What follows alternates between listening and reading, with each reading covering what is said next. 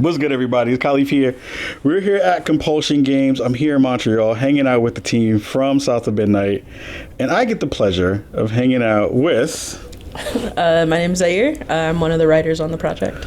So first of all, I understand that you were in a documentary, because that was the thing that all of us were like, when we saw you, when you came into the office today after seeing you, everybody introduced themselves like, hey, you're the woman for the documentary. I've heard that more than I heard my name today. Like, my name is, hey, I saw you in the documentary. And that's what I feel like. But yeah, I did. It was I feel really privileged to have been able to be in the documentary and talk about the game. Well, I think the thing that I wanted to dig into around that is you shared this sentiment because there were a bunch of different parts of the documentary that you were in and getting to talk about the process of helping to build Hazel and all of those parts and give her the voice and the narrative layers that you contributed to the team. Mm-hmm. But there was a really fantastic thing that you shared that I has been sitting with me all day, and it was... I think it's really cool that a little black girl could cosplay Hazel with the hair that's growing out of her head.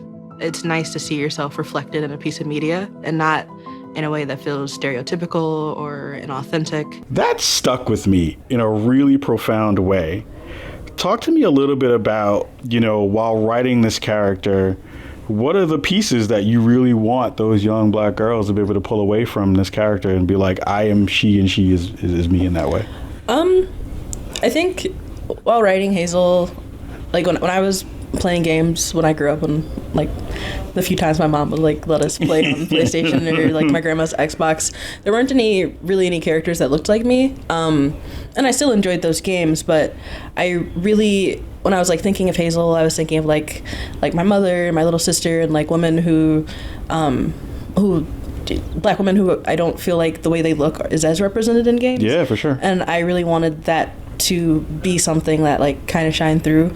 And one of my friends is a teacher, and she told me after the story trailer dropped that that one of her students came up to her and said, hey, this character looks like my cousin, and that's really cool. And for me, that really was a moment, because even though it's something that I want to have that confirmation that a little girl was oh, that reminds me of someone that I love and care about, I think is really cool to have that representation on screen.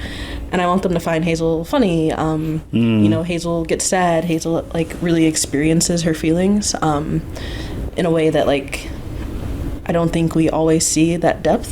And it's a pretty decent continuum of feelings. She's sad, she's funny, she gets angry, and that those things are okay. And that you can identify with that.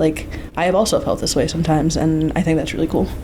Yeah, I love that you talked about that, because I think that's a really important point to nail, is that traditionally when we are in games, we are very one note in a lot of different ways, and there isn't a lot of emotional complexity or not even the fact that there's emotional complexity there. It's just not offered, right? There isn't a space for it in a lot of different ways. So it's nice to be able to hear that this character is being written in that way, and the thoughtfulness is kind of carrying through within that. Mm-hmm. When kind of collaborating with your team on those conversations and how to kind of present this character in that way, what were some of the initial conversations about how does this character kind of live in this world, and how do you really project and share this very authentic level of blackness that we don't get a chance to see often in games as well?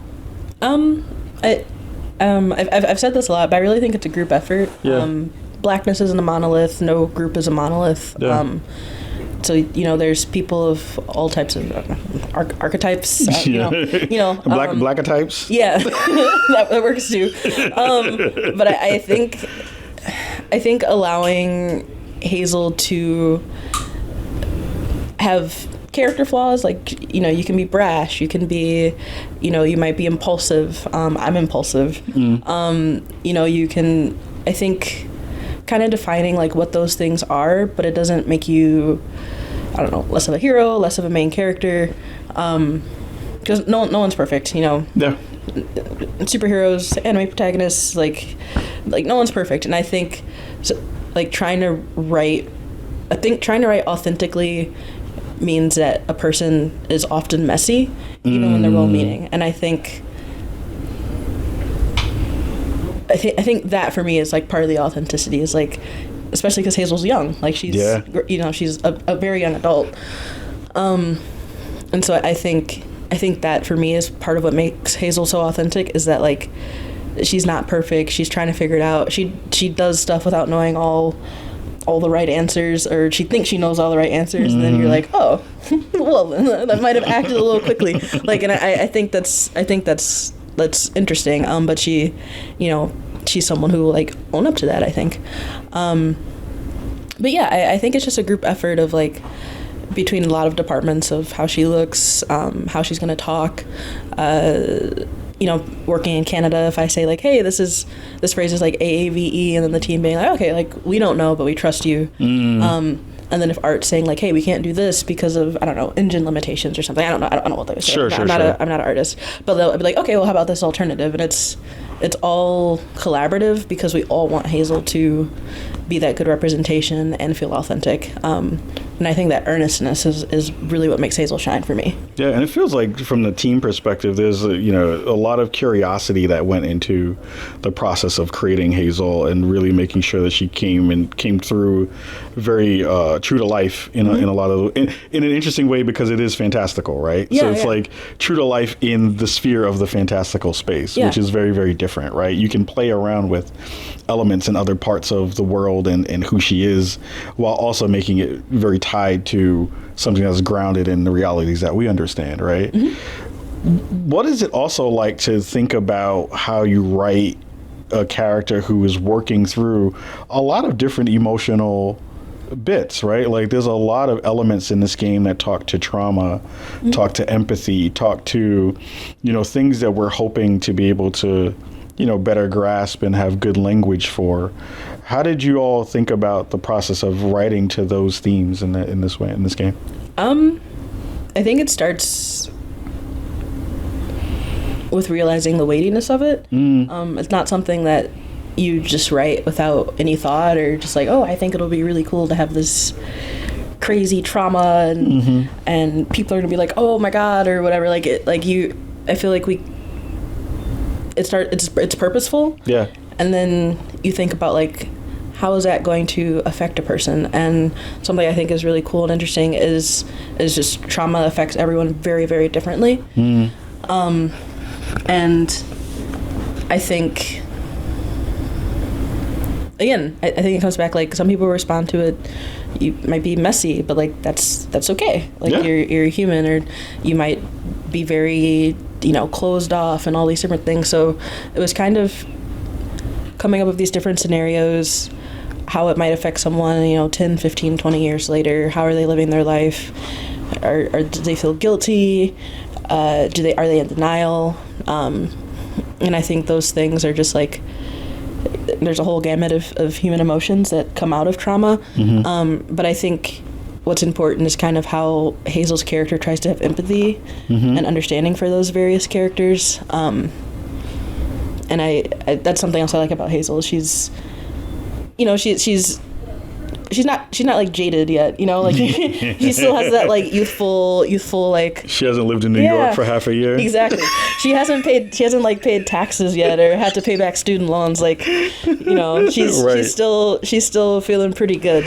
So I think that's part of it, is Hazel still, at least for me, is still very hopeful in humanity, in a way that, like, I don't want to say it shifts when you get older, but like you just live a little bit more, you have more things happen. But I really like the empathy with which she approaches the different characters. And even when she messes up, or she doesn't understand, I just think she handles herself really well, and that's something that we tried to have shine through it. And the actors did a really good job of that, like, compassionate body language and compassionate, like, responses, and taking the words and like really making them shine. So I think that's it for me. I mean, I love the fact that it's not, like, we've talked a little bit about trauma and empathy, and I think a lot of people feel that those are very heavy themes, but there's joy in this game. Yeah. And there's a lot of light in this game that also came through a lot. I was talking to Adrian a little bit earlier today,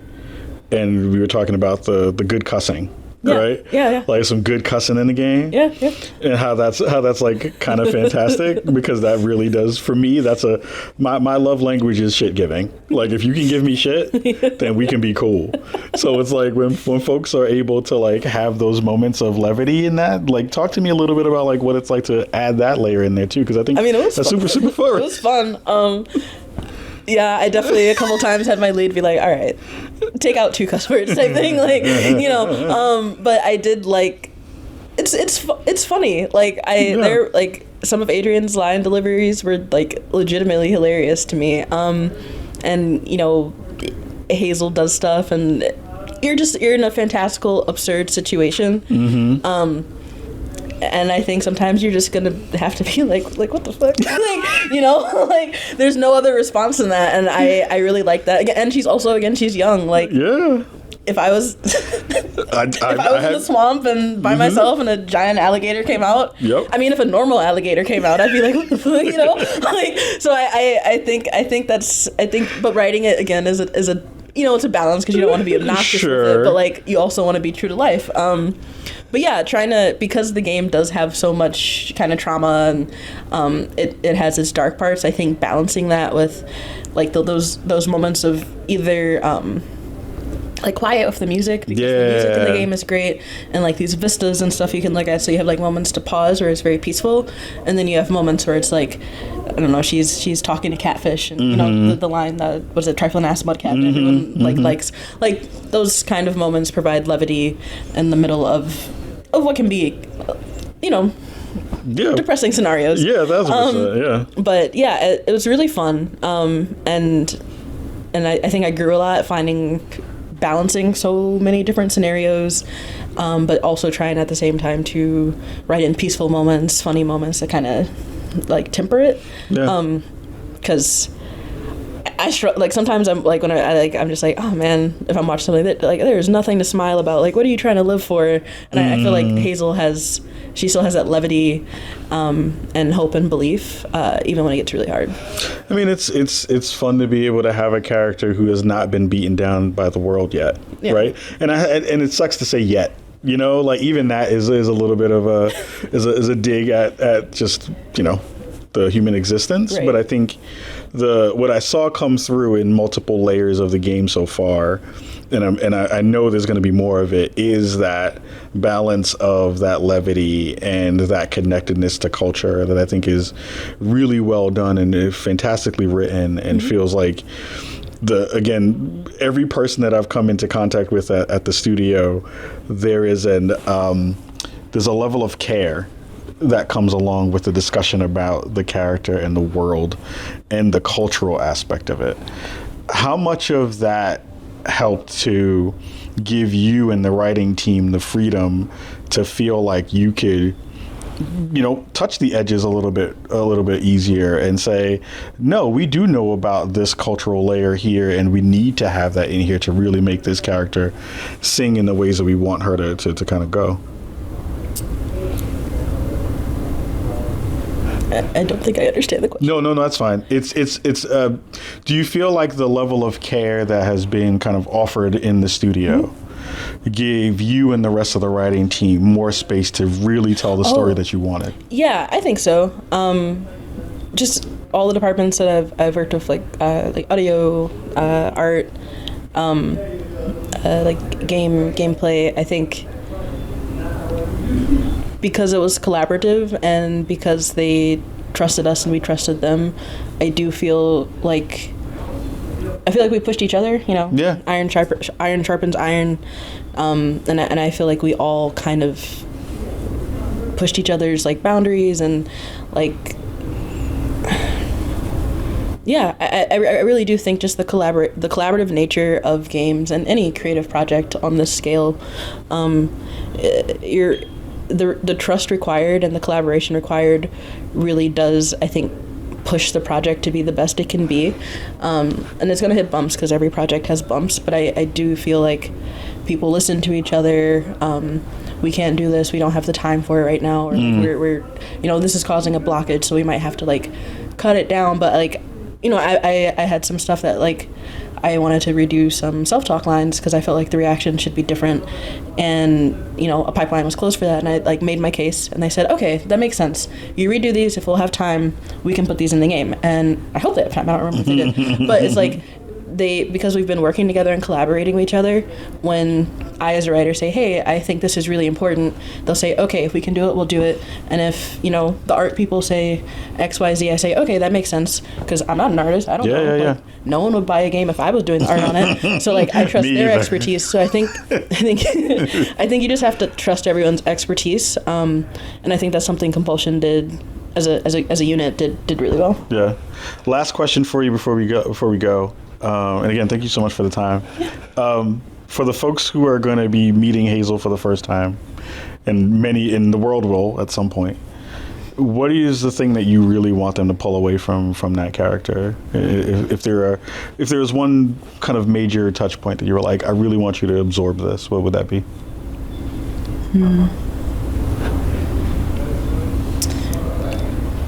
I think that's like a kind of a hard question, and because I feel like different people will take different things and different groups will take different things. Sure. But I think just like Hazel and the story is just deeply human. Yeah.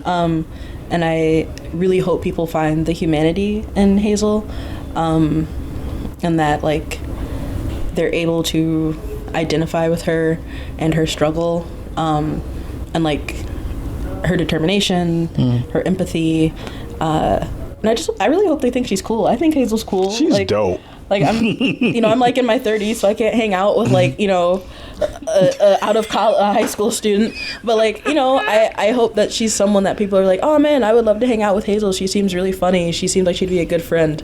Like I feel like we wrote her to be someone that's like personable. Yeah. And I really hope that shines through. And I really want people to like her. Yeah. Like I want them to be like drawing themselves as weavers. And, yeah. Like, it's something that like, and I hope she's something that people aspire to be like. Yeah. I just think that would be really cool. I'd follow her TikTok page. She had a TikTok page. Yeah, I think she'd be a great TikToker. she'd be hilarious. I don't know. Super dope. I wouldn't necessarily know what's happening because I'm not like up on trends, but I think, you know, she seems like someone my little sister would really enjoy hanging out with. You know? I'd be like, why you have this big ass alligator behind you? But I'd come rock and hang out with her for sure. But I think, you know, and to end out, I think you nailed a lot of what I saw already. And even in that super small snippet of her character, and thinking about all the pieces that are current, and thinking about all the layers of conversations that have been happening around the world, it is nice to be able to see someone be able to break those barriers down in a way that feels not only authentic to them, but also feels like what we kind of want to see the world be, right? Mm-hmm. Like she doesn't seem to go into situations with a lot of pre-thought kind of notion about people, right? Mm-hmm. She's going into it trying to figure out with like genuine curiosity and genuine care for what people are thinking and what they feel. And I think the world could do a little bit better with more of that. And so thank you for the work you and the team are doing. I'm very excited that we get a chance to finally hang out and say what's up.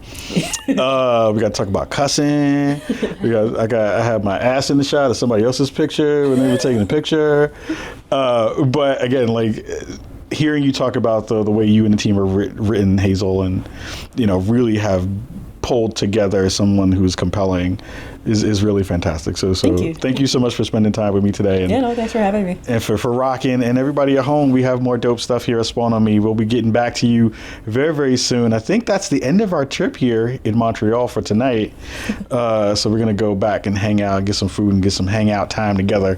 And until then, we have more goodness for you and Spawn on Me very, very soon. Much love. Peace.